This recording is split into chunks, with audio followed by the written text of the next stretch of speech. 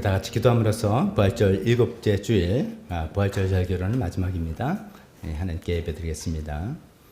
죽은 사람의 부활이 없다면 그리스도께서도 살아나지 못하실 것입니다.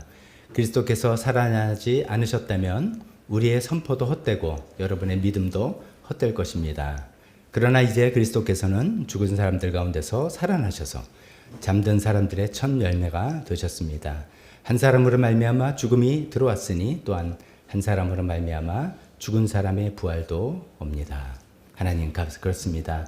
예수님의 부활이 아니라면 우리의 믿음과 우리의 모든 삶이 헛것임을 고백하고, 그러나 예수님께서 과연 부활하셔서 우리에게 참 생명을 보여주시고 알려주시고 또 부활의 첫 열매로 약속을 주셔서 그것을 믿고 감사하며 살아가는 저희가 되었음을 다시 한번 감사드립니다. 하나님 아버지, 오늘 이런 마음을 가지고 또 우리가 전심으로 하나님 높여드리고 찬양하기 위해서 다 모였습니다. 오늘 또 6월 세대 통합 예배로 우리 어린아이들과 함께 찬양하며 예배하는 이 온 시간 주님께서 기쁨으로 받아 주옵소서. 예수님 이름으로 기도했습니다. 아멘.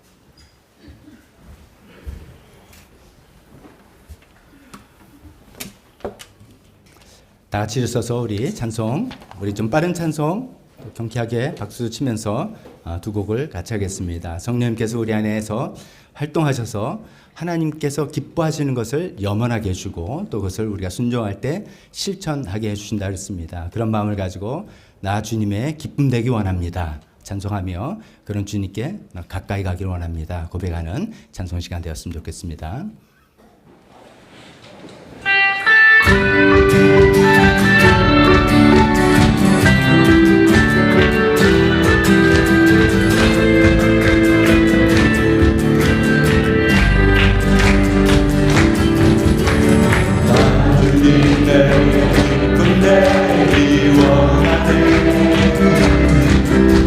내 마음을 새롭게 하소서.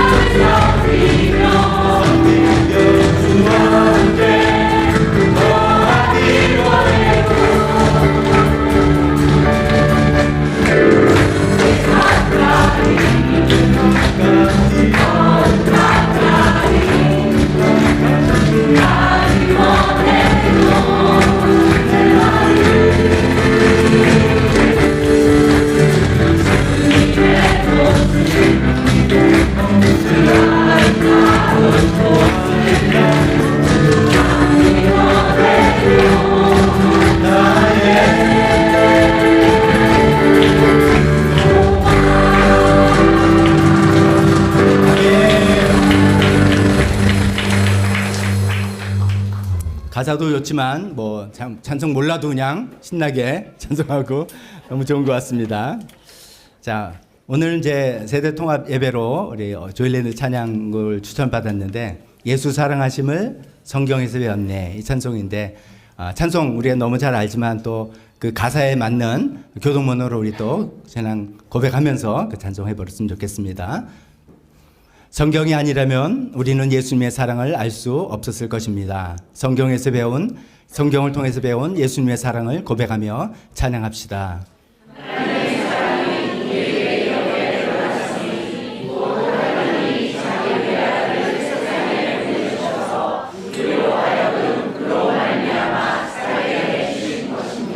우리도 호흡을 잘 맞춰서 합시다.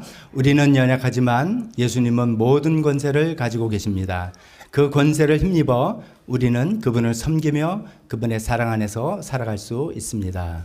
예수께서 다가와서 그들에게 말씀하셨다. 나는 하늘과 땅의 모든 권세를 받았다. 나에게 능력을 주시는 분 안에서 나는 모든 것을 할 수 있습니다. 예수님은 높은 보좌 위에서 우리를 보시고 우리를 지켜주시고 중보해 주십니다. 그분은 우리와 함께 계시며 우리가 겪는 고통과 연약함을 아시고 우리를 위해 끊임없이 기도하고 계십니다. 그리스도 예수는 죽으셨지만 오히려 살아나셔서 하나님의 오른쪽에 계시며 우리를 위하여 대신 간구하여 주십니다.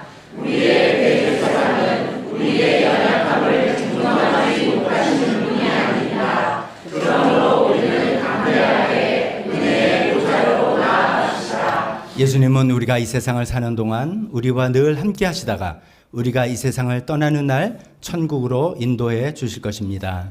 내 아버지의 집에는 있을 곳이 많다. 나는 너희가 있을 곳을 마련하러 간다. 내가 가서 너희가 있을 곳을 마련하면 다시 와서 너희를 나에게로 데려다가 내가 있는 곳에 너희도 함께 있게 하겠다. 이제 우리의 마음과 입술을 열어 예수님께서 주시는 사랑과 구원의 은혜와 천국의 소망을 찬양합시다.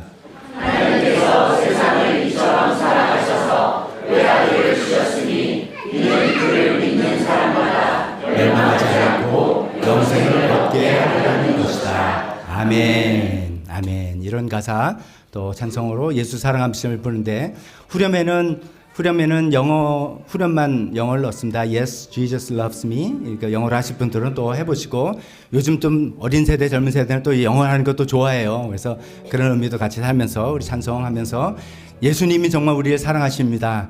찬양 고백하는 시간 되었으면 좋겠습니다. 우리를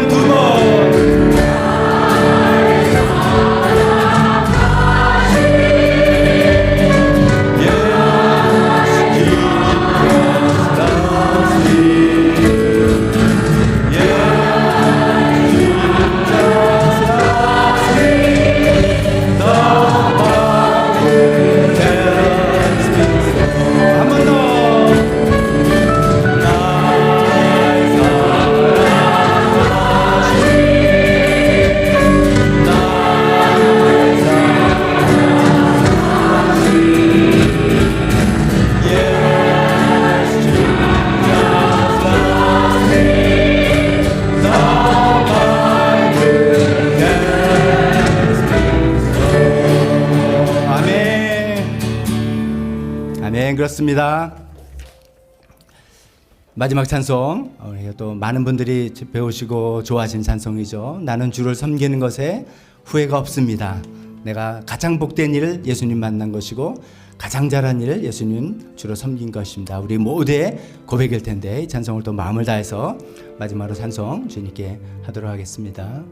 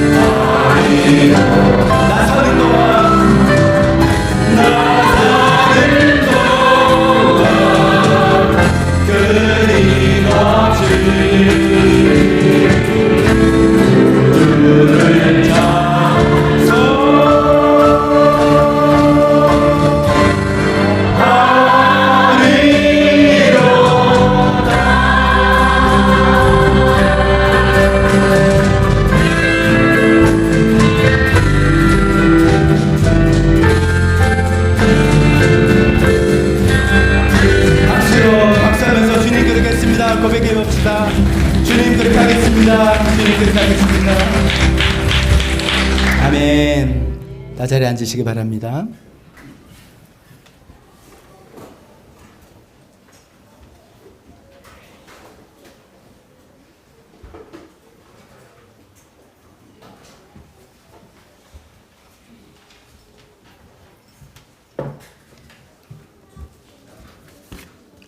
우리 방금 한 그런 찬양처럼 우리 정말 주님 앞에 갈 때까지 그런 마음으로 살아가시는 우리 모두 되었으면 좋겠습니다. 오늘 6월 첫째 주일 세대 통합 예배이자 부활절 일곱째 주일, 부활이 끝나고 둘째 주, 셋째 주 하면서 계속해서 부활에 대한 우리 묵상을 하는데, 오늘 마지막으로 일곱째 주일이고 다음 주는 성령 강림 주일을 맞이하게 되겠습니다. 오늘 주보를 보면서 교회 소식 나누기 전에 오늘 방문하셔서 또 선교 보고 해주실 장인성 또 장에스더 선교사님 네 분 잠깐 일었을 때 우리 환영의 박수 하겠습니다. 잠깐 일어나주세요. 감사합니다.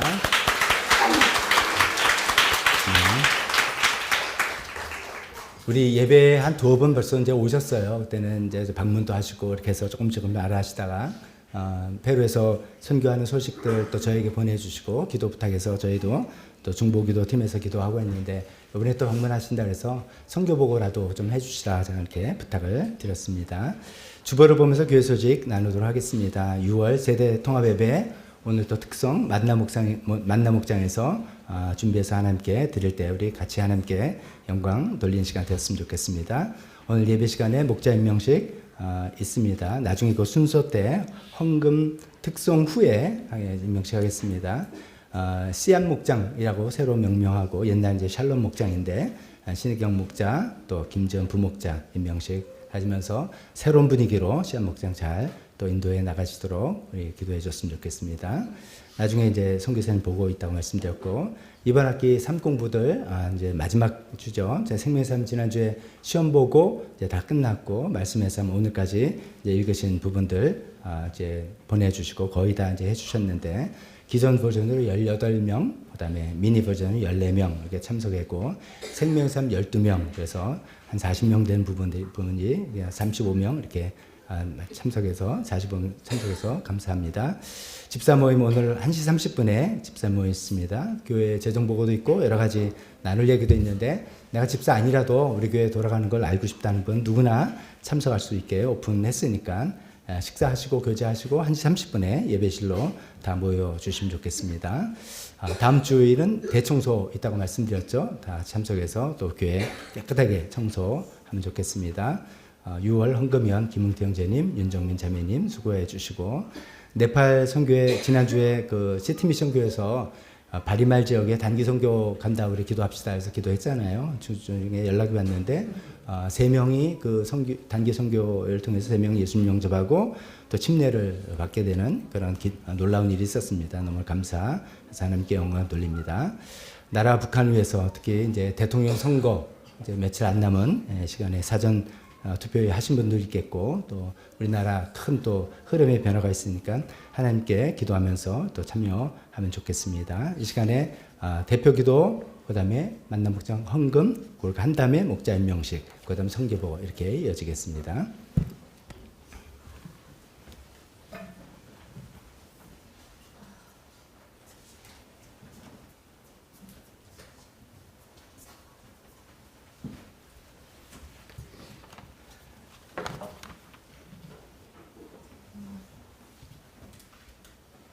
사랑과 은혜가 충만하신 하나님 아버지, 거룩한 주일 함께 모여 예배하게 하심에 감사드립니다.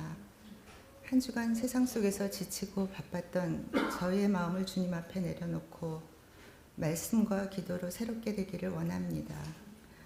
지난주 야고보서 말씀처럼 인생은 안개와 같이 잠시 보이다가 사라지는 허무한 것임을 고백합니다. 우리의 장래가 우리의 뜻이나 계획에 있는 것이 아니라 전적으로 하나님의 손에 달려있음을 인정하며 우리 삶의 주권을 오직 하나님께 내어드립니다. 저희가 선한 일을 마음에 품을 때 그 중심이 내 유익이나 욕심이 아닌 하나님께서 기뻐하시는 일인지를 돌아보게 하시고, 어떤 일을 시작할 때마다 과연 하나님께서 허락하신 일인지를 알고자 하는 믿음을 주시옵소서. 일의 과정 가운데 불안과 염려 대신 성령님의 인도하심을 신뢰하게 하시고 일을 잘 마쳤을 때 성공에 교만하지 않으며 또 실패하더라도 낙심하지 않고 모든 것을 주께 맡긴 자다운 평안과 감사를 누리게 하소서. 또한 죽음을 기억하며 겸손히 살아가되 오늘 하루를 소중히 여기고 감사하는 균형 있는 삶을 살게 하옵소서.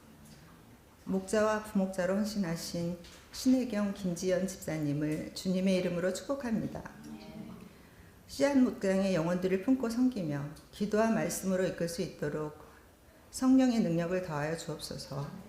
섬긴 가운데 지치지 않도록 주님께서 늘 위로해 주시고 기쁨과 열매가 가득한 목장 사역이 되게 하옵소서. 생명의 삶과 말씀의 삶 과정을 주님의 은혜 가운데 잘 마치게 하심에 감사드립니다. 보고 배운 것으로 끝나는 것이 아니라 이제 우리의 삶 속에서 말씀을 실천하며 순종하는 변화된 삶을 살아가게 하옵소서. 조이랜드 조이코너 제이드리머와 교회 학교를 위해 헌신하시는 선생님들을 위해 기도합니다. 우리의 자녀들을 말씀 위에 바로 서게 하시고 혼탁한 세상 속에서도 믿음을 지키며 하나님의 사람으로 자라나게 하옵소서. 가르치는 교사들에게 지혜와 인내를 허락하시고 특히 부모 세대가 본이 되어 주님 안에서 하나 되는 교회 되게 하옵소서. 하늘꿈 학교 사역을 위해 기도합니다. 아이들의 마음에 주님의 사랑이 깊이 심어지고 상처가 치유되어 믿음으로 희망을 보게 하소서. 섬기는 교사들에게 지혜와 사랑을 더하여 주시고 머지않아 북한에도 자유의 날이 오기를 간절히 기도합니다. 하늘에 소망을 두고 살아가게 하시는 하나님 아버지, 우리 사랑하는 교회 가족이 한마음으로 교회의 재정을 위해 힘을 모으게 하시니 감사드립니다. 마음을 모아 드리는 손길에 기쁨과 감사가 넘쳐나게 하시고 하나님의 채우심을 경험하게 하옵소서. 주권자 되시는 하나님 아버지, 다가오는 대통령 선거에서 하나님을 두려워하고 국민을 섬길 줄 아는 정직한 지도자가 세워져 이 땅의 정의가 바로 서게 하옵소서.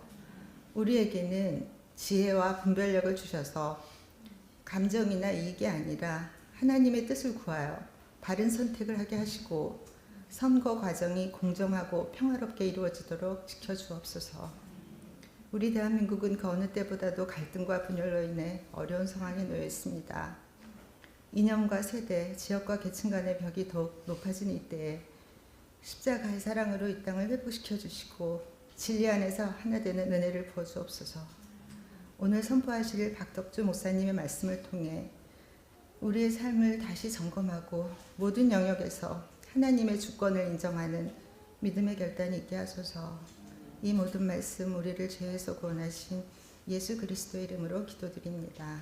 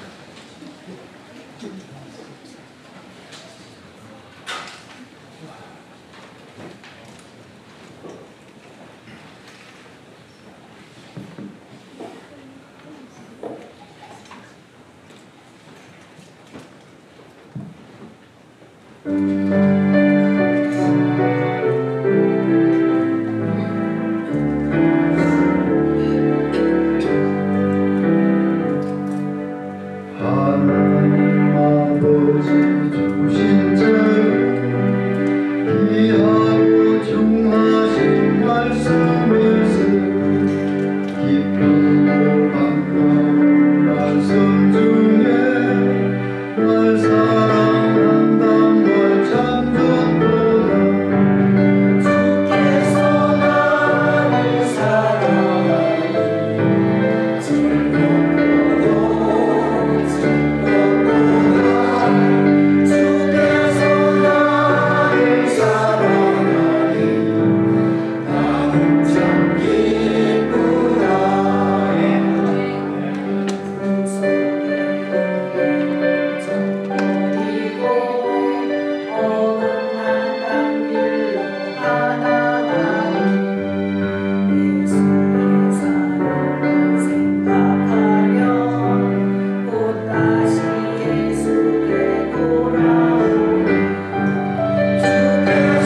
주께서 나를 사랑하니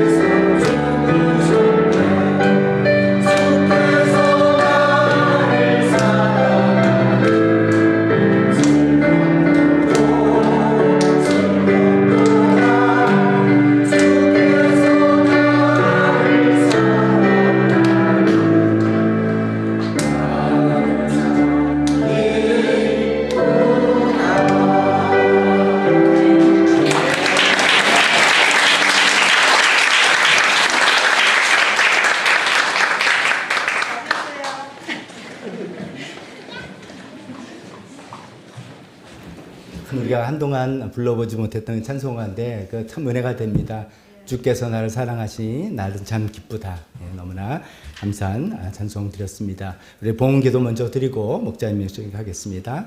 하나님 아버지, 이 찬송을 주님 드린 만나 목장 주님의 이름으로 축복합니다.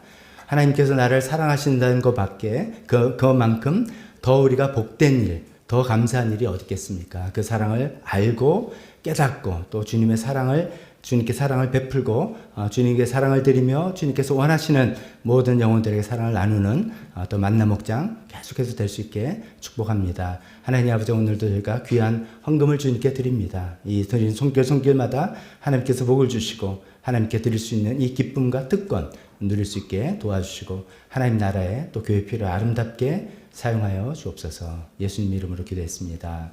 아멘. 목자 임명식 하겠습니다. 목자는 우리 교회는 이제 가정교회로 해서 각 목장 단위로 운영되는 거 우리 너무나 잘 알고 계실 거고, 어쩌면 이제 목자에게 그 목장을 완전히 교회에서는 위임합니다. 그래서 독자적으로 모든 하나님께서 주신 생각과 은사와 이런 걸 다 발휘해서 그 안에서 또 전도할 영혼들, 그 안에서 서로 사랑을 나누는 그런 일을 하게 하지 않습니까? 네. 그러기 전에 이제 김주현 집사님은 샬롬 목장 잘 인도하다가 결혼하고 이제 드림 목장을 가서 거기 이제 부부 목장 나중에 이제 하려고 훈련 받는 기간이다 이렇게 생각하고 있습니다. 언젠간 또 분가하시겠죠. 근데 이제 그 남은 목장들이 이제 신혜경 집사님이 또 하나님께서 마음을 주시고 여건을 또 허락해 주셔서 목자로 헌신했겠다 또 헌신하셨고 또 김재현 집사님이 또 부목자로 같이 도우면서 목장을 섬기겠다 헌신하셔서 이 두 분을 목자와 부목자로 임명하려고 합니다. 두 분 앞으로 나와주세요.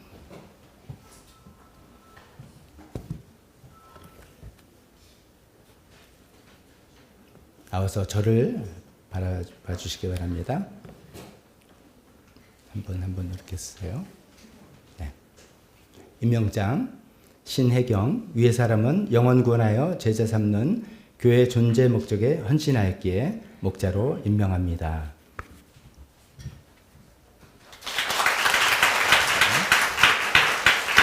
임명장 김지연 위의 사람은 영원 구원하여 제자 삼는 교회 존재 목적에 헌신하였기에 부목자로 임명합니다.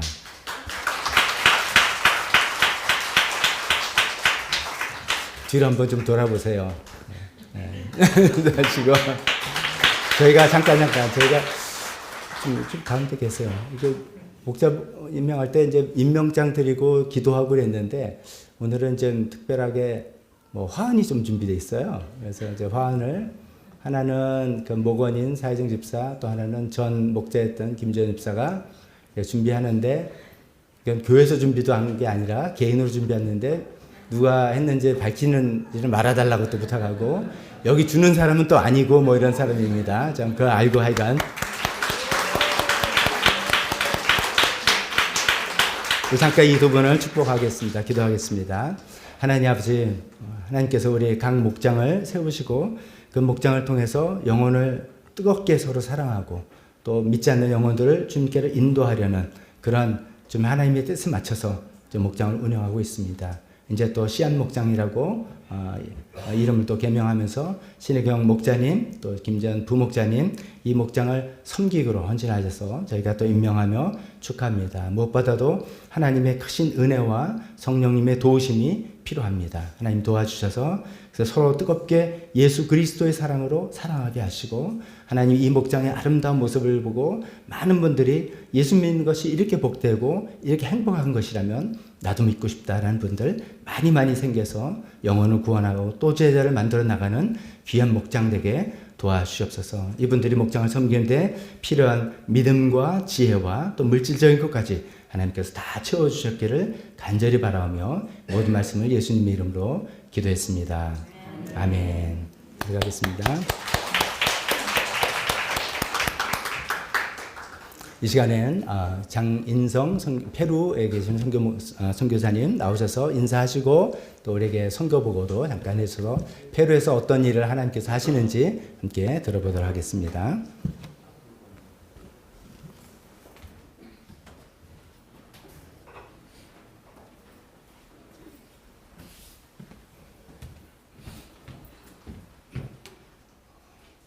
항상 이 앞에 나오면 떨리네요.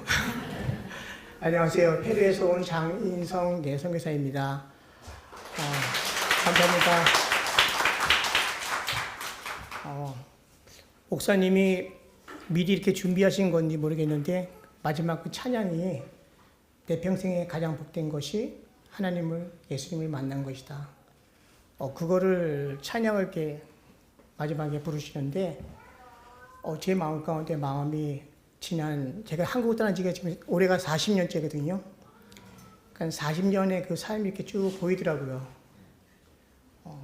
저는 다른 사람은 한 번도 이민 가기가 어렵다는 걸 저는 3번이나 이민을 갔어요. 10대 때는 제 의지와는 상관없이 그 부모님의 그냥 가족 이민으로 아르헨티나를 갔고요. 그리고 두 번째는 또 저의 또 아메리칸 드림을 이루기 위해서 또 미국으로 이민을 갔고요. 그리고 마지막 3번째는 하나님이 부르셔서 하나님의 나라 확장을 위해 또 남미 페루로 이민을 갔어요. 근데 하나님을 알지 못했던 한국에서는 저는 교회를 나가질 않았어요. 예수님을 몰랐어요. 근데 하나님께서 정말로 내 평생에 가장 복된 그거는 하나님을 만나고 예수님을 만나고 그래서 지금 제가 이 자리에 페루의 선교사로 서 있는 것 같아요. 너무 감사하고 또 저는 여러분들과 똑같이 아까 이렇게 목자 임명식 하셨는데 저는 LA 이제 포동교회에서 목자 목녀로 한 5년 섬기다가 저는 평신도 선교사로 떠났거든요. 그러니까 여러분과 똑같은 평신도예요. 근데 정말로 제 인생에 하나님을 만난 것이 가장 복되다는 것을 다시 한번 오늘 또 이렇게 찬양을 통해서 또 예배를 통해서 다시 한번 또 깨닫는 그런 귀한 시간이었습니다. 저희가 사역을 잠깐 나누면요.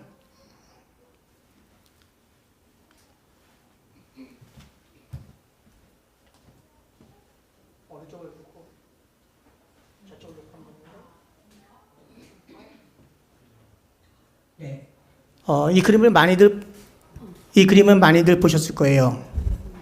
페루의 유명한 마추픽추거든요. 근데 이 마추픽추 뒤에 있는 그 산이 보이시죠? 근데 이 산이 사람의 얼굴입니다. 이 오른쪽에 보이는 부분이 이마고요. 쭉 올라가면서 코가 나오고 쭉 내려가면서 입이고 나머지 마지막으로 턱으로 떨어집니다. 사람이 이렇게 누워있는 얼굴이에요. 예. 한 번 더 페루를 한번 오십시오. 노란 콜라를 보셨습니까? 네, 페루는 노란 콜라가 있습니다. 색깔이 페루, 잉카의 그 후예들이잖아요, 페루가. 이 사람들은, 그러니까 페루 국민 음료가 잉카콜라입니다.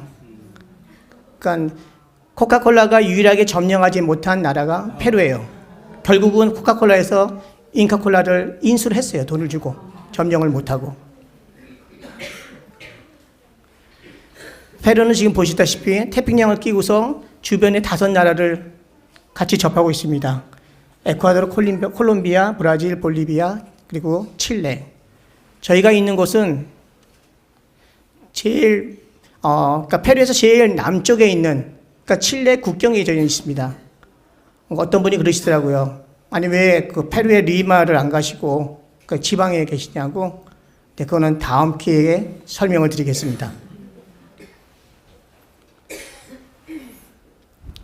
좀 익숙하지 않을까요?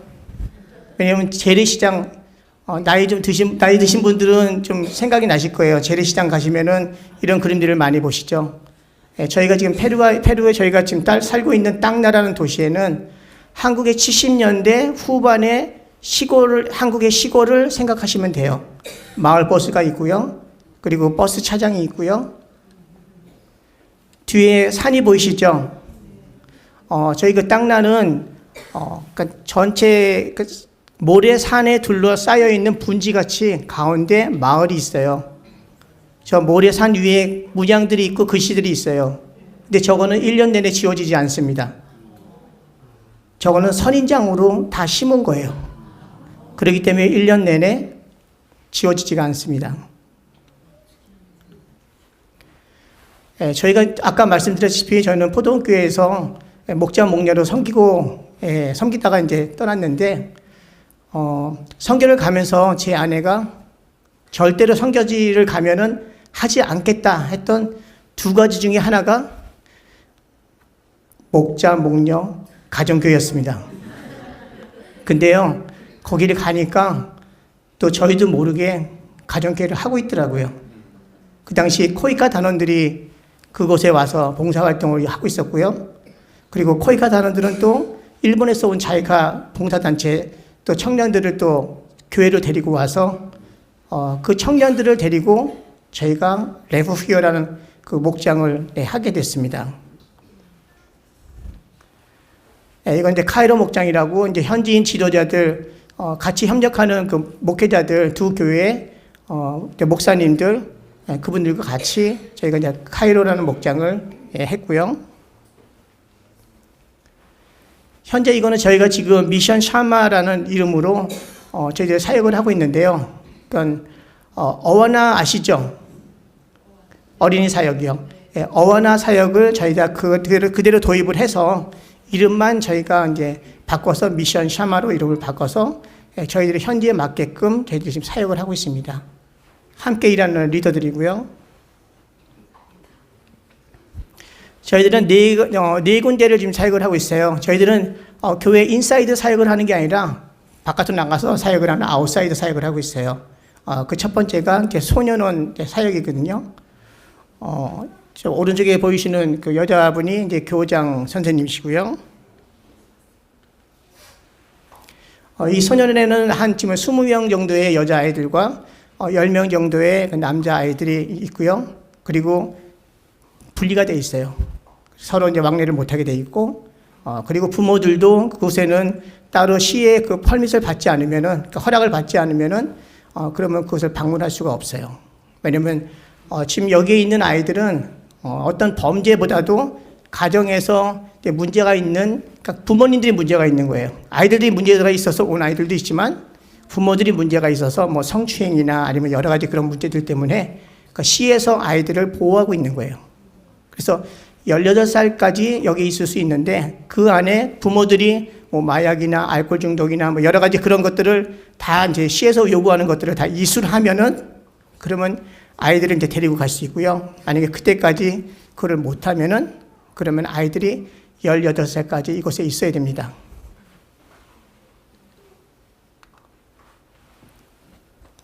작년 3월부터 저희가 지금 페루도 스페인이 점령을 했던 나라서 그래서 그 천주교가 지금 기반으로 되어 있기 때문에 저희가 이제 개신교들이 가서 이제 어떤 복음을 전하려고 그러면은 좀 거부를 해요. 거부를 하고 그 자리를 좀 이렇게 내주질 않고 그러는데 작년 3월부터 교장 선생님께서 이제 주일날 예배를 드릴 수 있도록 허락을 해주셨어요. 그래갖고 매주 주일날 오후 3시부터 5시까지 예배를 드리거든요. 근데 여자하고 아까 말씀드렸듯이 여자하고 남자하고 따로 분리가 되어 있기 때문에 3시부터 4시까지는 여자들이 예배 드리고 그동안에 남자들은 성경 공부를 하고 그리고 4시부터 5시까지 남자들이 예배 드릴 때는 또 여자들이 또 성경 공부를 하고 네, 이런 식으로 남자들이 성경 공부를 하고 있고요. 또 남자들이 예배를 드릴 때는 또 여자들이 성경 공부를 하고 있고요. 그러니까 풍성한 삶이라는 그 교재를 가지고 저희가 하는데 가정께서 쓰시는 풍성한 삶이 아니고요. 현지에 있는 풍성한 삶이거든요. 가장 기초 성경 공부인데 그거를 공부를 해서 다 이수를 하면은 이제 수료증을 이렇게 주고 간단하게 그러니까 선물 같은 걸 하나씩 이렇게 나눠줘요. 그리고 아이들한테 왜냐면 정신적으로 많이 뭐라 그럴까 집중들을 못해요. 그래서 아이들한테 성경을 읽는 것도 좋지만 성경을 필사하는 게 좋겠다 해갖고 성경 필사를 이제 아이들한테 시켰어요. 그 성경 필사를 다 이렇게 해오면은 저희가 선물을 주는데 근데 아이들이 이제 머리를 쓰더라고요. 성경을 쓴 거를 쭉 보다 보니까 글씨체가 틀려요. 그러니까 2명이 조인을 한 거예요. 같이 협력을 해갖고 내가 뭐 10장까지 쓰고 나머지는 또 네가 쓰고 이런 식으로 아니면 중간에 막 5장에서 6장으로 건너 중간에 요절을 한 10요절을 그냥 갑자기 건너뛰고 막 이런 식으로 하기 때문에 처음엔 저희들이 잘 몰랐는데 나중에 그런 걸 알고 저희들이 하나하나 잘 검사를 해서 잘못된 거는 다시 바꾸고 그리고 또 잘 된 거는 이제 아이들한테 이제 선물을 주고 한 달이나 아니면 2달마다 저희들이 요번에는 요한복음, 요번에는 로마서 이런 식으로 정해갖고 그 복음을 이제 쓰게 했습니다. 이렇게 이제 다 성경 필사를 한 아이들은 이렇게 선물을 다 주는 거예요. 한 10불 정도 선에서 여자아이들은 좋아하는 고데기 같은 거, 남자아이들은 좋아하는 또 음악 듣는 거 이런 것들을 이제 저희들이 선물을 이제 하나씩 이제 줍니다. 지금도 아마 열심히 쓰고 있을 거예요.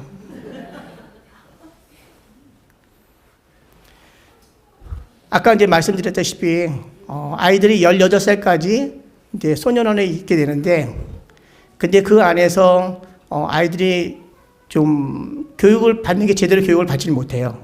그렇기 때문에 그 아이들이 정말 이렇게 제대로 된 교육을 못 받기 때문에 나중에 소년원을 나가서 할 수 있는 게 별로 없어요. 그래서 그 아이들한테 뭘 가르치는 게 좋을까 해갖고 생각했던 게 여자애들이 매니큐어를 바르는 걸 좋아하잖아요. 남미 사람도 마찬가지거든요. 그래서 매니큐어 교실을 오픈해갖고 그 아이들한테 이렇게 매니큐어를 가르치고 또 오른쪽에 있는 거는 아이들이 매니큐어를 한 거예요. 만든 거예요. 예, 이런 걸 지금 저희들이 아이들한테 지금 가르치고 있습니다.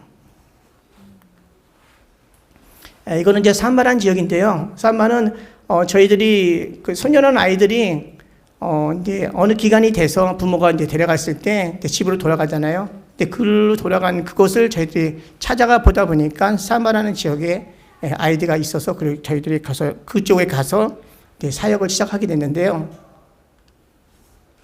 케니라는 케니, 레이디 그리고 이 가운데 있는 남자의 그 세 명이 이제 한 형제인데 이제 누나 둘은 소년원 그리고 13살 밑에는 고아원 이쪽으로 이렇게 다 분리가 되거든요. 근데 여기를 가니까요 부모님이 저희를 안다고 얘기를 하는 거예요. 엄마가. 그래서 어떻게 아냐 그랬더니 산마라는 지역을 저희들이 한 8년 전에 저희 포동교회에서 이제 단기팀이 왔을 때 사역을 한번 했던 곳이었었어요. 근데 그리고서 이제 교장 선생님이 이제 원하지 않는다고 그래서 저희가 사역을 더 이상 하지 못했는데 그때 썼던 배너를 집에다 이렇게 커튼으로 쓰고 있더라고요. 그래서 여기 이제 저희들이 얼굴이 있으니까 저희들을 안다고 얘기를 하는 거예요. 그래서 그때 저희가 생각이 들었던 게 하나님이 이 사마라는 지역에 다시 사역을 하기를 원하시는구나. 근데 사마가 그러니까 삼국 성경에 에스겔 48장 35절에 여호와 산마가 나오잖아요. 그 산마거든요. 하나님이 그곳에 계시다. 그래서 다시 그곳에서 사역을 하게 됐습니다. 예, 아이들 사역하고 있는 거고요. 예, 그리고 또 소년에서 또 나간 아이를 한 명을 또 쫓아가다 보니까 어천의 빌라빌라라는 곳이었었어요. 예, 들어가는 입구고요. 예, 여기 앙헬리카라는 그 아이인데 여기도 마찬가지로 누나는 소년원에 그리고 남동생 둘은 고아원에 가서 있다가 한 6개월 만에 이제 엄마가 알코올 중독이었는데 다시 데려갔습니다. 예, 그곳에서 이제 사역을 맨 처음에는 이제 바깥에 길거리에서 저희가 사역을 하다가 또 도움으로 마을 회관을 빌리게 돼 갖고 마을 회관에서 저희들이 또 사역을 또 했었고요. 근데 보시다시피 마을 회관이 옆에 뭐 시멘트도 있고 여러 가지 그러니까 마을 회관에 본인들이 무슨 일이 행사가 있으면은 저희들이 사역을 그날은 할 수가 없는 거예요. 갔다가도 저희들이 다시 돌아와야 되고, 그러니까 여러 가지 그런 불편한 점들이 있어가지고, 주민회장의 어느 분의 도움을 통해서 그 마을에 비어있는 건물이 있다고 저희가 얘기를 들었어요. 그래서 시청에다가 시장한테 얘기를 해서 저희들이 요거는 천지창조 연극을 한 거고요. 이렇게 건물을 저희가 1년 동안 무상으로 지금 임대를 해서 저희도 지금 사용을 하고 있습니다.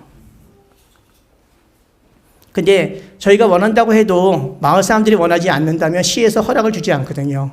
그래서 마을 사람들의 그런 동의서를 다 받아오라고 그러더라고요. 그래서 한 가정 이제 동의서를 받는데, 근데 저희들이 그곳에 있는 사람들 잘 모르잖아요. 그리고 외지 사람이기 때문에 이 사람들이 동의서를 잘 쓰진 않더라고요. 근데 저기 전화하시는 분 보이시죠? 저분이 K-팝에 폭 빠져 계신 분입니다. 근데 마을 주민 회장이에요. 이번에 회장이 작년에 되셔가지고 저분이 그 자녀가 둘이 있어요. 어느 정도 K-팝에 빠지신 분이냐면은 첫째 이름이 준표. 준표가 누군지 아실 거예요. 옛날 드라마 꽃보다 뭐죠? 그게 뭐가 있더라고요. 그리고 둘째 이름이 지존. 그러니까 아이 둘 있는데 둘 다 이름을 그 한국 이름으로 다 지은 거예요. 근데 하나님께서 정말로 저희들이 사역을 하기 위해서 이분을 예비해 주셨더라고요. 이분이 회장이시니까, 마을 주민 회장이시니까 무조건 지침마다 같이 다니시면서 그냥 그 주민들이 저희들 눈치를 보는 거예요. 이거 사인을 해야 되나 말아야 되나. 근데 이분이 그냥 무조건 하라고. 그래갖고 사인을 저희 다 받아갖고 시에다가 보내서 또 물이 안 나와갖고 또 마을 주민들이 땅을 파가지고 파이프 묻어가지고 또 물까지 다 연결하고요. 주민들이 이렇게 열심히 저희들 사역을 위해서 이렇게 도와주고 있습니다. 너무 이쁘지 않아요? 아까 그 건물이에요. 그 안에를 조금 리모델링하고 저 바깥에 보이는 뒤에 보이는 부분이 저 피치과예요. 네. 거기서 매주 토요일 날 아이들 어와나 사역, 미션 샤마 사역을 하고 그리고 아이들을 위해서 컴퓨터 교실을 하고 또 노인분들을 위해서는 머리도 깎아드리고 또 손 마사지도 해드리고 매니큐도 발라드리고 이런 사역을 하면서 그 마을에 교회가 없어요.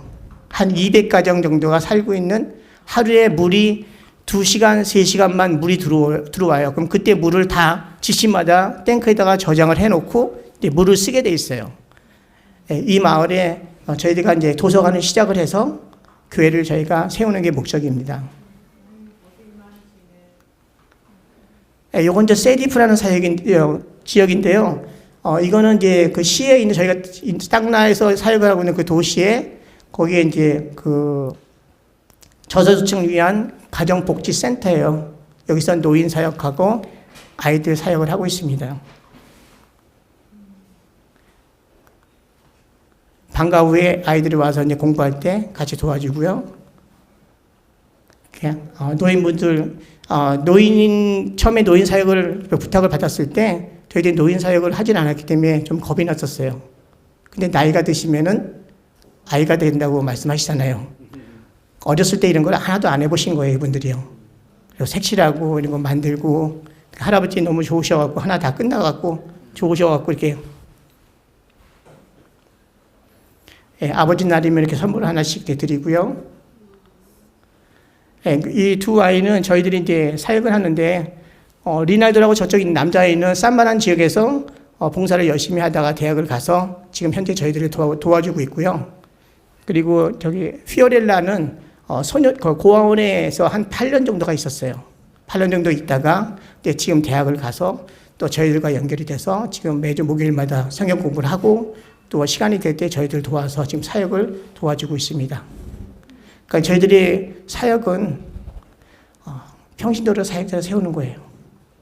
사람을 세우는 사역이에요. 그러니까 저희는 언젠가 떠날 거예요. 선교사들은요. 사람을 세워놓지 않고 떠난다면 다시 제로부터 시작을 해야 되거든요. 그래서 저희들이 젊은이들을 세워서 그 젊은이들이 저희들이 사역을 이어서 갈 수 있도록 그렇게 지금 사역을 하고 있습니다. 마지막으로 많이들 아실 거예요. 다림줄. 아모스 7장 7절에 나오는 말씀이거든요. 하나님이 다림줄을 내렸을 때 벽돌이 제대로 쌓였나 멀어져 있나. 이스라엘 백성은 하나님의 말씀에 순종하지 않았기 때문에 이렇게 멀어져 있었거든요. 그러니까 저도 지난 12년을 돌아보면서 저희들의 선교 사역이, 선교의 그 벽돌이 정말로 제대로 쌓여서 하나님이 다림줄을 내리셨을 때 그 다림줄에 잘 맞춰서 저희들이 쌓아 갖고 있는지를 다시 한번 점검하는 그런 시간을 가졌고요. 여러분들도 여러분들의 삶이 정말로 하나님이 기뻐하시는 하나님이 다림줄을 내리셨을 때 그 다림줄에 합당한 삶을 살고 있는지 다시 한번 확인하는 그런 시간이 됐으면 감사하겠습니다. 감사합니다.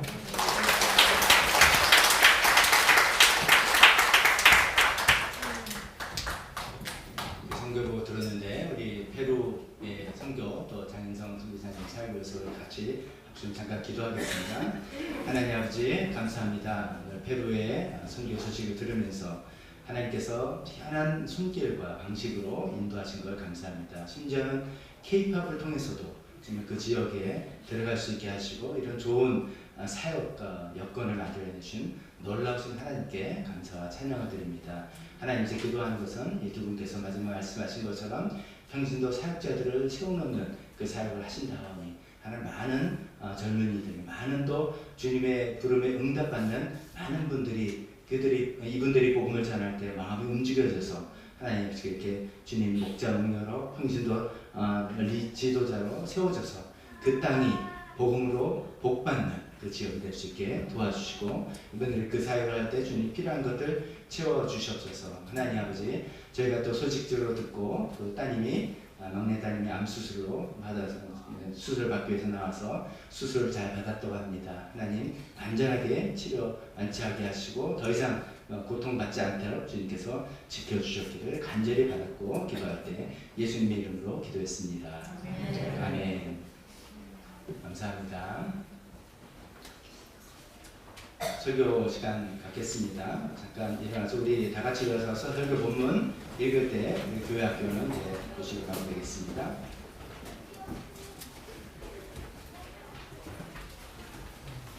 설교 본문 누가복음 23장 짧게 2절 읽겠습니다. 시작. 예수님, 주님이 주님의 나라에 들어갔을 때 나를 기억해 주십시오. 예수께서 그에게 말씀하셨다. 내가 진정으로 내게 말한다. 너는 오늘 나와 함께 낙원에 있을 것이다. 아멘. 설교에서 잠깐 기도하겠습니다. 하나님 아버지, 또 우리가 귀한 복음의 말씀을 다시 한번 생각해 보려고 합니다. 예수님 믿으면 정말 천국에 가는 것인지 이것보다 더 중요한 내용이 없을 텐데 이 내용을 생각해 보면서 우리 마음을 또 점검하고 확인하고 또 붙들 수 있게 도와주옵소서. 예수님 이름으로 기도했습니다. 아멘. 자리에 앉으시기 바랍니다. 이렇게 앞에 또 파워포인트로 그림도 보고 그러다가 이제 말로 하는 설교는 또 들으셔야 되는데 제가 어떨지 모르는데 근데 또 신부만 집사님이 설교를 해서 기도해 주셨으니까 오늘 또 준비한 말씀 전하도록 하겠습니다. 오늘 설교 제목은 예수 믿으면 죽어서 천국 가나라는 우리 평소 하는 야고보서 말씀과 좀 별도로 좀 준비를 해봤습니다. 지난주에 이제 생명의 삶 설교 시험도 다 치고 마지막에 이제 참 마쳤는데 그러고 난 다음에 약간 2부 순서로 몇몇 분들 나와서 예수 영접 모임을 가졌습니다. 그래서 이제 오경수 자매님은 지난번에 영접했지만 영접 확인하고 또 현준아 자매님, 유채연 자매님, 이윤서 자매 이렇게 예수님 영접하는 시간 가졌고 또 신하연 자매님은 그 다음에 이렇게 또 만나서 보니까 아직 영접은 아니다. 그래서 영접 보류하고 뭐 이런 결과들을 저희가 얻게 되었습니다. 근데 이제 그러면서 이제 드는 생각들을 오늘 말씀 나누려고 하는 겁니다. 제가 예수 영접 모임을 하면 항상 이제 첫 번째 질문은 이 질문을 합니다. 당신은 여러 계신 분들은 오늘 죽는다면 천국에 갈 것 같으냐 아니냐 이런 질문을 합니다. 그러면서 이제 그 이유는 뭐라고 하느냐, 나는 왜 간다고 생각하냐, 왜 가지 못한다 생각하느냐 이런 질문을 시작합니다. 이게 이제 이런 질문을 하는 것은 좀 분명한 목적을 가지고 제가 질문을 하는 겁니다. 그러니까 참석하신 분의 영적인 상태, 우리가 이제 교회에 이렇게 다 나오니까 다 믿는 사람이라고 생각하지만 그런 거 아닌가를 우리가 분별하고 또 도와주는 것이 교회의 역할이기 때문에 그걸 이제 물어보려고 질문하는 어쩌면 약간 도발적인 질문이죠. 근데 이제 이 질문, 오늘 죽으면 천국에 갈 것 같냐라는 질문은 복음의 내용을, 성경의 내용을 충분히 설명하는 내용은 아닙니다. 그 목적이 있는 그런 것이죠. 또 온전히 설명한 것도 아닙니다. 그래서 이 부분을 좀 오늘하고 다음 시간에 이어서 좀 더 설명을 말씀을 드리는 게 좋겠다라는 그런 생각에 오늘 말씀을 오늘 이제 좀 짧게 좀 정리해 보려고 합니다. 우리가 던져야 될 질문이 이겁니다. 정말로 예수님 믿으면 혹은 예수님 영접하면 내가 천국에 가나? 이겁니다. 또 다시는 천국은 있기는 하나? 이런 질문을 우리가 던져보려고 합니다. 이 질문이 굉장히 점점점 이게 좀 현실적인 질문이 되는 게 우리가 살고 있는 이 대한민국 사회가 점점 심한 탈종교화 시대가 되고 있지 않습니까? 탈종교화라는 것은 기독교를 안 믿는다는 뜻이 아니고요. 종교가 없다는 거예요. 나는 믿는 종교가 없다라는 탈종교화가 이제 사실 현재 24년도 저 조사에 의하면 전 국민의 50%가 난 종교 없다 합니다. 굉장히 놀란 수치입니다. 우리가 알기로는 전통적으로 한국 사람들은 종교성이 강하다. 우리가 이렇게 알고 있었는데 요즘은 우리가 살고 있는 이 시대는 전 국민의 반은 난 교회도 안 가고 절도 안 가고 나는 믿는 거 없어. 이렇게 이야기하는 것이죠.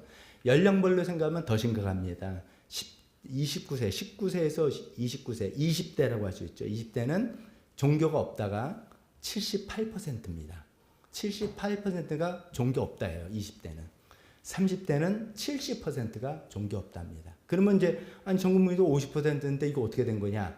이는 노인층들이 다 많이 믿는 것 때문에 50%가 됐을 뿐이지 젊은 세대로 갈수록 점점점 교회 안 나오는 문제가 아니라 종교가 없다라는 것이죠. 종교 없다는 것은 어떤 말이냐면 영혼, 그다음에 내세 이런 거 별로 관심이 없고 거의 믿음이 없다는 것이죠. 우리 모든 관심은 현세, 지금 이 세상. 그다음에 물질 이런 거에 관심이 더 훨씬 큰 시대를 우리가 살고 있는 것이죠.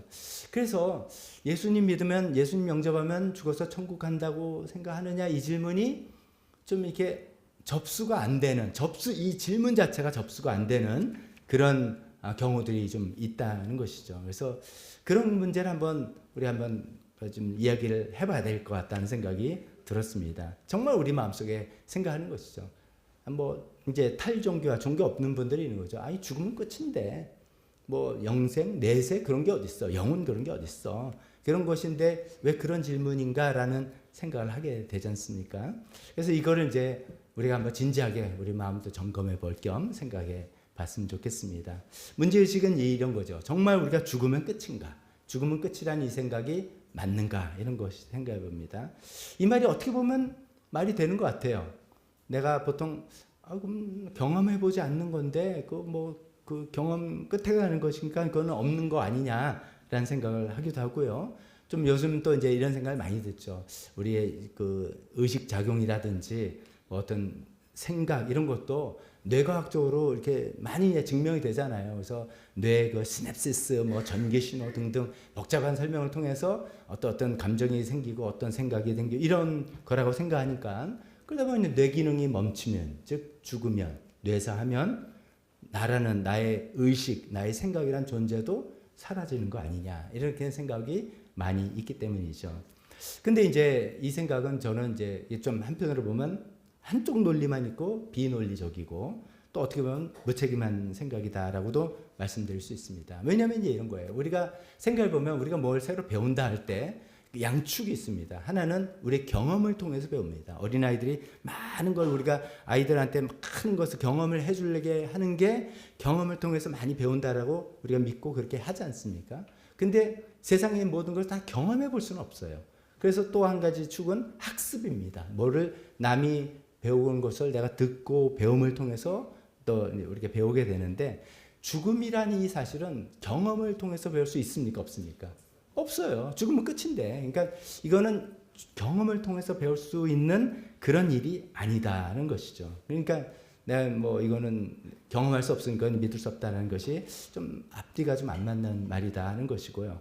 또 이런 것이에요. 죽으면 끝이다라고 하지만 아마 대부분 분들이 자기가 사랑하는 사람이 죽음을 슬퍼하고 또 어떻게 보면 먼저 보낸 사람을 좀 보고 싶다는 마음이 생기기도 하고 대부분 우리가 인간이라면 그렇잖아요. 뭐 특별히 저는 그런 거 없습니다 하는 분도 있어요. 그러나 일반적으로 할 때 대부분 이렇게 죽음이 끝이라고 말은 하고 생각은 하지만 먼저 간 사람을 보고 싶기도 하고 그립기도 하는 이런 심정이 드는 것이 또 안 맞는 거잖아요. 그래서 비합리적이라고 생각하고 또 한 가지를 보면 이제 죽음이 끝이라면 세상이 참 냉정한 겁니다. 우리는 억울한 일 당하기를 다 싫어합니다. 이 세상에 억울하게 죽음을 당했다.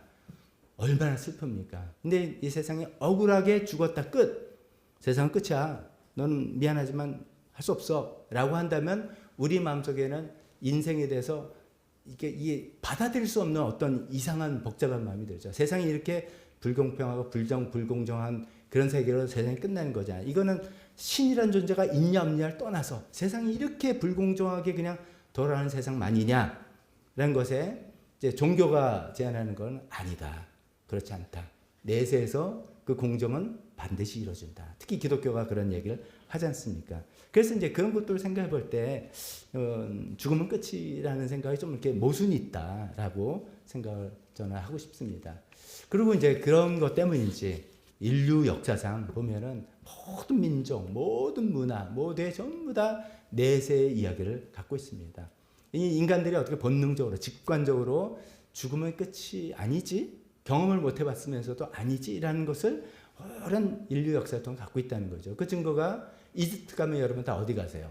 어디 관광 가십니까? 피라미드 갑니다. 피라미드 내세를 위해서 만든 거잖아요. 이거는 이제 우리랑 좀 생각이 다르지만 힌두교나 불교에서 윤회사상, 그 뭐 사람 죽고 난 다음에 또 다른 생으로 태어나. 이것도 이제 내세가 우리랑 우리가 동의 안 되지만 내세가 있다는 그 전제죠. 유교에서도 조상 숭배하는 것도 아이 뭐 우리 할아버지 뭐 죽으면 끝인데가 아니라 조상신을 섬긴다는 조상의 도움을 받고 내가 산다라는 어떤 내세와 영혼에 대한 믿음들이 다 있었다는 거죠. 기독교의 천국 사상은 뭐 두말할 것도 없죠. 인류 역사 보면 이제 이런 내세를 부정하는 그런 사상의 흐름은 비교적 최근입니다. 17세기 계몽주의서부터 유럽의 계몽주의서부터 일어나서 18세기, 19세기 유물론, 그래서 공산주의 이 사상, 이런 유물론이 이제 보편화되면서 이제 사상이 들어온 것이죠. 전 인류 역사를 보면 굉장히 최근에 일어난 그런 사건입니다. 저는 이제 개인적으로 그런 생각이 듭니다. 우리 대한민국이 이제 탈종교가 50%라는 깜짝 놀란 숫자인데 이게 어쩌면은 우리 한국이 급속적으로 물질적으로 풍요로워졌잖아요. 그러니까 물질에 대한 관심 이런 것이 굉장히 많아진 일시적인 현상이기를 간절히 바라는 마음입니다. 될지 안 될지 모릅니다만 우리가 풍요로워지니까 물질에 대한 관심 갖고 자연스럽게 죽음 이 세상에 누릴 수 없으면은 죽어서 천국에서 내세에서 기대하는데 그게 아니라 여기서 누리게 너무 많으니까 내세에 대한 관심이 없는데 우리 한국이 어떻게 될지 모르잖아요. 뭐 여러 가지 우리 위기의식도 있고 그래서 이제 한국의 좀 일시적인 현상이고 뭐 이런 과도기를 좀 거쳐서 여전히 풍요롭더라도 정신적으로 이 풍요가 전부는 아니지라고 해서 역시 다시 하나님과 그 종교에 대한 관심이 생기기를 사회 전체에 생기기를 바랍니다. 이제 이런 이제 문제의식을 가지고 몇 가지를 신앙적으로 또 말씀드려 보겠습니다. 첫 번째 우리가 이제 내세가 있다. 정말 죽어서 천국에 간다. 천국이라는 게 있다라는 것을 말씀드리겠습니다. 첫 번째는 영원에 대한 갈망이 우리에게 있다. 이터니티, 영원에 대한 갈망이 있다라는 생각이죠. 전도서 3장 11절에 이런 이야기 있지 않습니까? 하나님은 모든 것이 제때에 알맞게 일어나도록 하셨다. 그래서 태어날 때가 있고 죽을 때가 있고 싸울 때가 있고 화해할 때 뭐 다 있다라는 얘기 하잖아요. 제때 알맞게 하나님께서 인도하시는데 더욱이 하나님은 사람들에게 과거와 미래를 생각하는 감각을 주셨다. 근데 이제 세 번역에는 과거와 미래를 생각하는 감각이었는데 이때는 개역개정 성경 번역이 더 와닿는 것 같아요. 뭐라 되냐면 영원을 사모하는 마음을 주셨다. 이렇게 표현됐습니다. 그 말씀 뭐냐면 우리 인간은 하나님께서 정하신 그 때에 따라서 다 뭐 웃을 때도 있고 울 때도 있고 시간 속에 살고 있지만 그걸로 만족되는 존재가 아니라 시간을 넘어선 어떤 영원이라는 어떤 개념 그것을 사모하는 존재다라는 그 말씀이죠.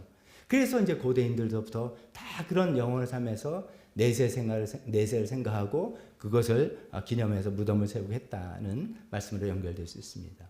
이런 생각은 현대인도 다 마찬가지입니다. 우리가 다 이제 죽음을 이렇게 좀 피부에 와닿고 생각해 본다면 내가 죽은 후에 나는 어디를 가지? 이렇게 대부분 사람들이 질문을 던지게 되죠. 사랑하는 사람 잃었을 때 그 사람은 지금 어디가 있을까 생각을 하게 되죠. 또 이제 그게 죽음이 아니더라도 삶의 어떤 이제 의미를 찾지 못할 때 내가 정말 이렇게 직장 다녀서 월급 받고 그냥 쳇바퀴 돌아가는 이게 단가? 사는 게 이게 전부인가? 라고 할 때 우리가 이게 전부라면 너무 허무하다.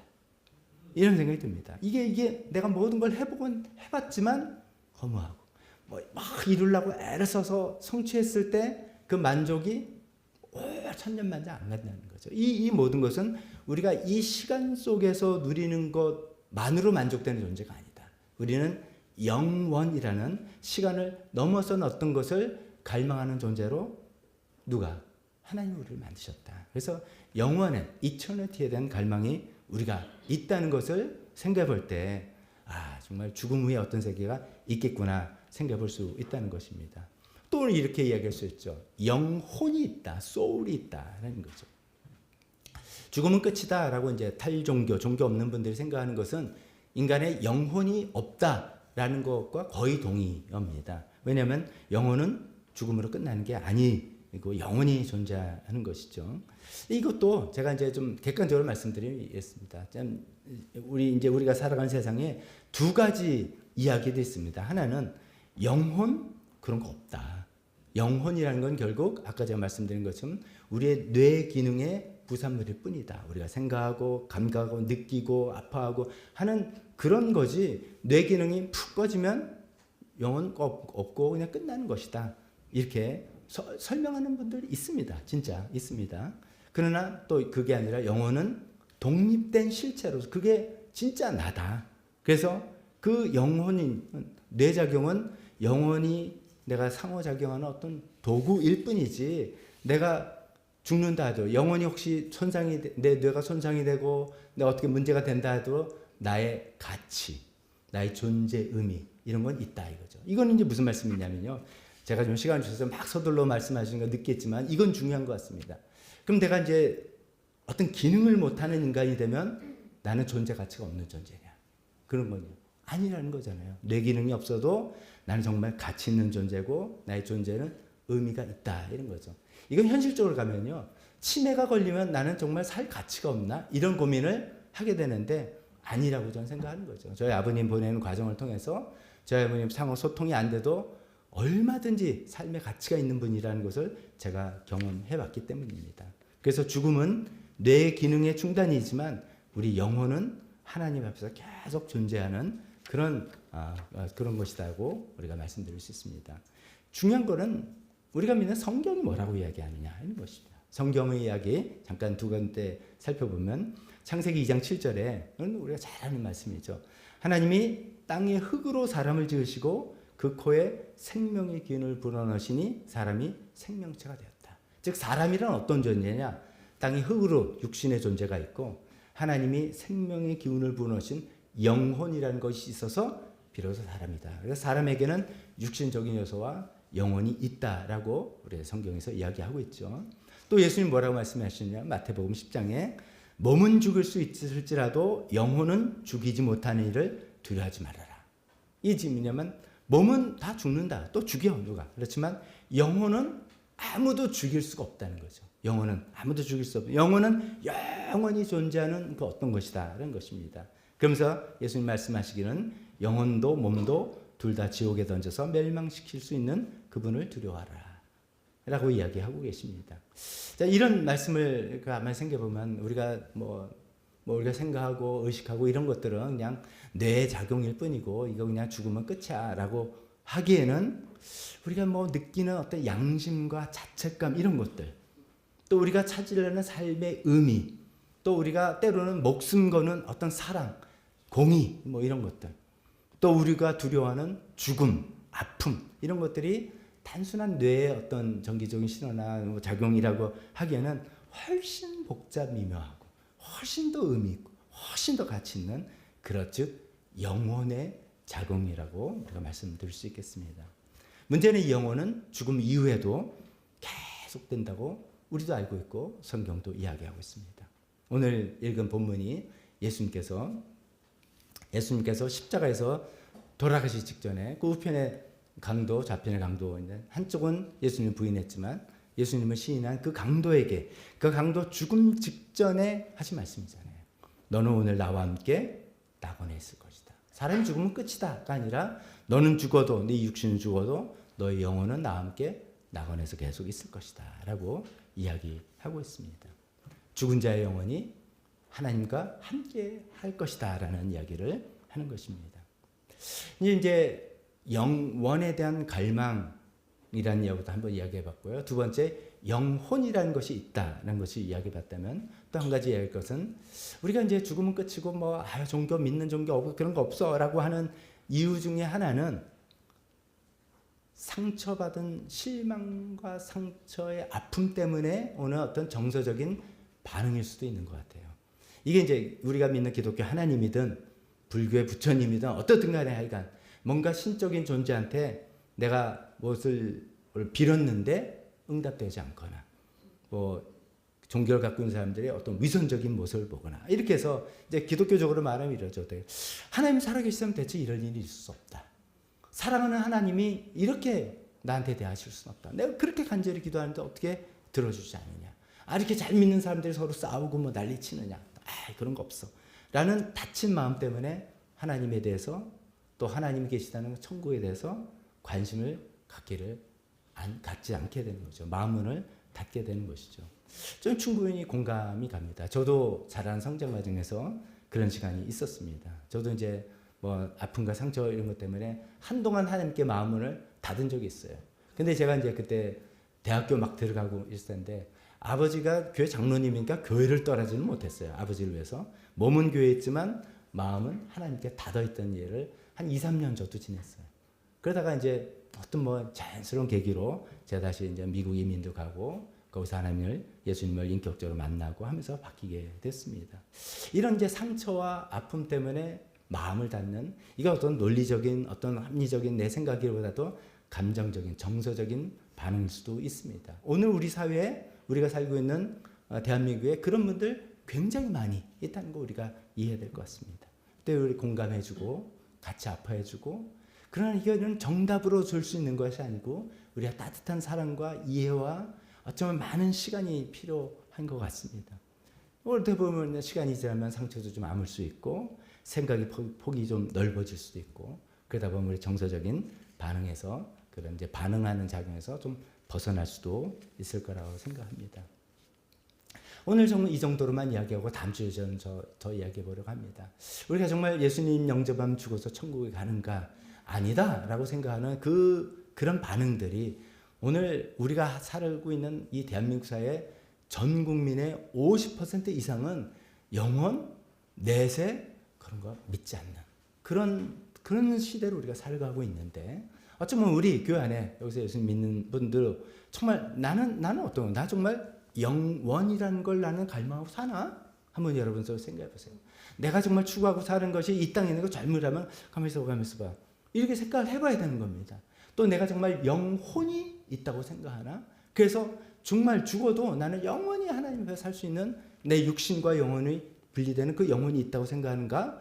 그 영혼이 죽어서 천국에 가는 것인데 그것을 내가 또 믿고 있는가? 또 생각해보고 혹시 내가 이런 마음이 좀 문제가 있는 거는 하나님에 대한 실망, 아픔, 상처인가? 그런 거라면 우리 마음을 그 상처를 하나님께 드리고 하나님 이거 고쳐주세요. 어루만져주세요. 기도하다 보면 하나님께서 또 만져주실 수 있으라 믿습니다. 결론 맺습니다. 예수님 영접하면 천국에 갑니다. 우리 인생은 죽으면 끝이 아닙니다. 우리에게 영원에 대한 갈망이 있다는 것이 그 증명일 수도 있고 증거일 수도 있고 영혼이 있다는 것, 소울이 있다는 것이 그 증거일 수도 있습니다. 하나님에 대한 실망과 아픔 그 때문에 그렇게 생각한다면 그 마음을 하나님께 드려서 하나님께서 어루만져 줄 수 있도록 주께 드릴 때 하나님께서 우리가 이해를 도와주고 우리 마음을 열고 다 예수님 믿고 천국에 다 갈 수 있는 우리 모두가 되었으면 좋겠습니다. 기도하겠습니다. 하나님 아버지 그렇습니다. 우리가 가장 본질적인 가장 실질적인 문제입니다. 우리가 정말 이 땅에서 살아가서 주님 하나님의 도움으로 살다가 정말 죽어서 천국 갈 것인가? 이 세상의 삶에서는 다 비슷해 보이기도 하고 또 크게 차 있어서 보이기도 하고 좀 복잡한 삶이 있지만 궁극적으로 우리가 죽어서 어디를 갈 것인가? 하나님 앞에 설 것인가 아닌가? 라는 이 너무나 본질적인 문제를 우리가 스스로 대답해보고 하나님께 응답해보고 하나님에 대한 결단할 수 있는 우리가 되게 도와주옵소서.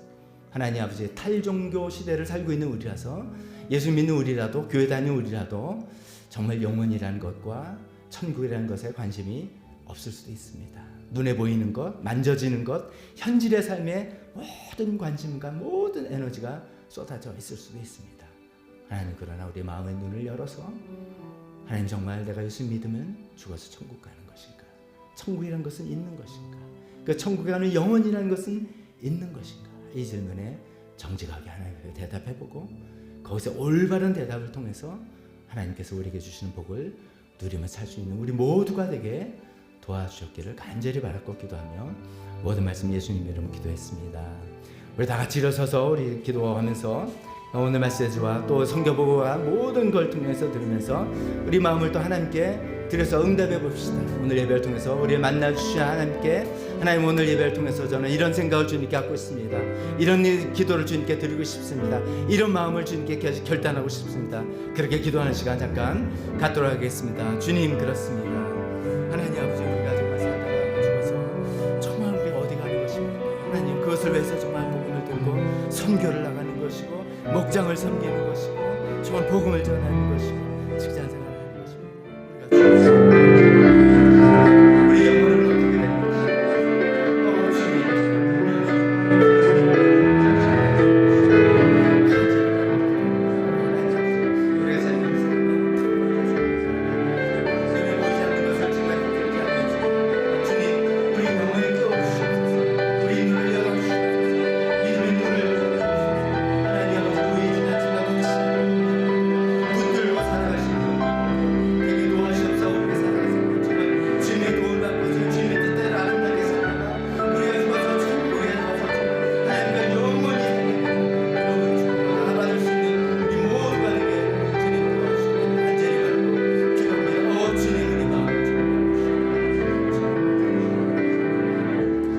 하나님 아버지 기도합니다. 하나님께서 약속하시는 예수님께서 약속하시는 것을 우리가 붙들기 원합니다. 예수님을 영접하는 자, 곧 그 이름을 믿는 자들에게는 하나님의 자녀가 되는 특권을 주신다고 약속하셨습니다. 그 약속 붙들고 우리가 이 땅에서 주님을 위해서 열심히 살고 하나님의 도우심과 보호와 은혜와 축복을 받고 살다가 우리가 죽어서 하나님께서 계시는 영원한 천국에 간다는 것을 우리가 붙들고 살아갈 수 있는 그 복을 누릴 수 있는 우리 모두가 되게 도와주옵기를 간절히 기도드리며 예수님의 이름으로 기도했습니다. 지금은 우리 주 예수 그리스도의 은혜와 하나님 아버지의 사랑하심과 성령님의 교통하심이 예수님 믿고 천국 가겠다고 천국 간 것을 감사한다고 고백하는 여기 있는 모든 분들 머리 위에 지금부터 영원토록 함께 있을지어다.